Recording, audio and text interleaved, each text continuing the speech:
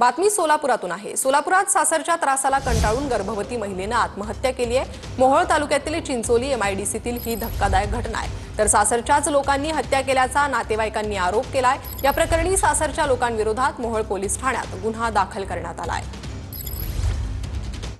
मोहोळ तालुक्यातील चिंचोली एमआयडीसी येथे राहणाऱ्या आशाराणी भोसले यांनी काल आत्महत्या केल्याचं एकंदरीत माहिती समोर आली आहे। मात्र हे भोसले यांच्या आशाराणी भोसले यांचे हे माहेरचे कुटुंबीय आहेत। मेरे बच्चे को वो लोग मार दिए, फांसी मेरी बच्ची सुसाइड नहीं केली।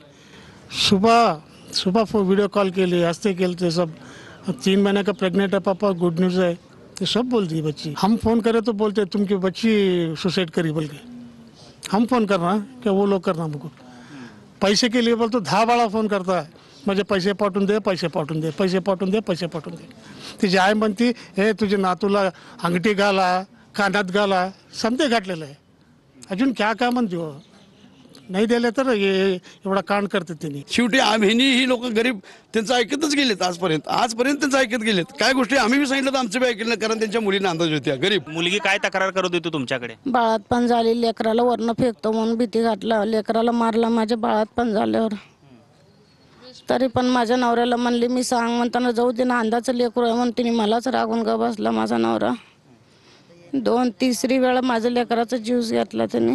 काय अपेक्षा आहे सरकारकडून? न्याय त्याला फाशी पाहिजे, पाड्याला जगायचं नको आहे माझ्यासमोर, नाहीतर आम्ही सर्व फाशी घेऊन मरणार आहे त्याच्या पायाचं। माझे 2 लेकरं होते, माझा संसार वाटून झाला। कॅमेरामन विनोद उमनाबादकर सह सागर सुरवसे, TV9 मराठी, मोहोळ, सोलापूर।